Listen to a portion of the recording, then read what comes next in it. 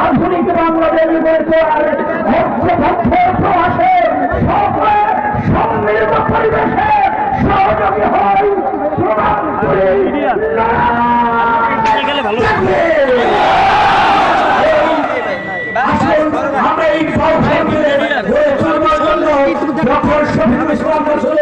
নেতৃত্বে একটি স্বাধীন এবং একটি সর্বজনপ্রিয় আধুনিক তুলবার জন্য